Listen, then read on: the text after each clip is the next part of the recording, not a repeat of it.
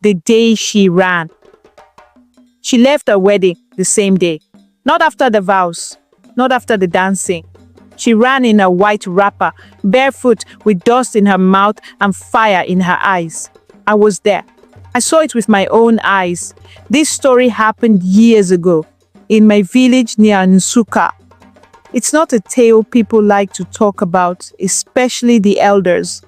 But I remember, because I was one of the servants in the palace. I served water and food during the ceremonies. I saw everything. Her name was Adaora. She was the only daughter of King Obieze, one of the wealthiest men in our region, the kind of man whose cows had more shelter than most families. His daughter was like gold. Nobody looked at her too long. Nobody spoke unless spoken to. But one day, we heard she was going to marry Chief Madu's son, Ekenna. A good match on paper.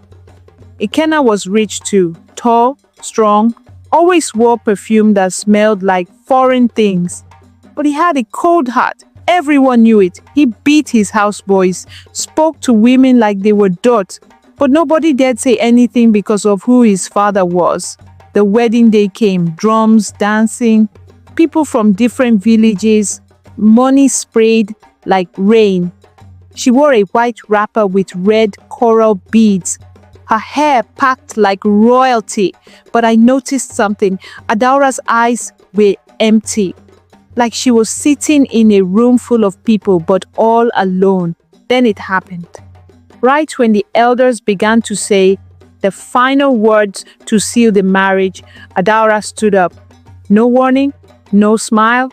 She turned to her father and said, "I don't want this." At first, people thought it was a joke. Even I smiled small, thinking maybe it was part of the ritual.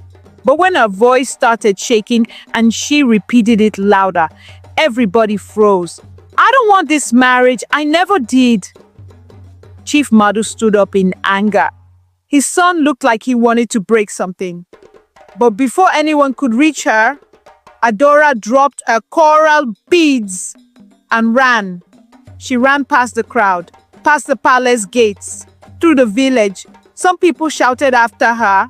Some just watched in silence. But me, I followed. I don't know what pushed me, but I followed her from far. I saw her run into a small compound behind the market square. A boy came out. His name was Nonso, a poor woodcarver's son. I had seen him before, always smiling at Adaora whenever he brought carved gifts to the palace. Quiet boy, but his eyes always followed her like he knew her soul. Adaora ran into his arms. He didn't say anything, just held her, the way people do when words are too small.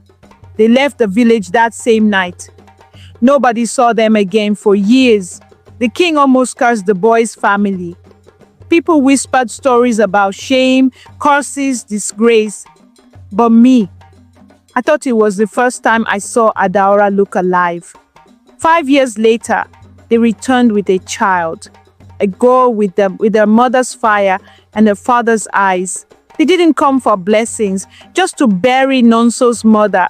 Adaora never apologized. She just stood by Nonso, proud.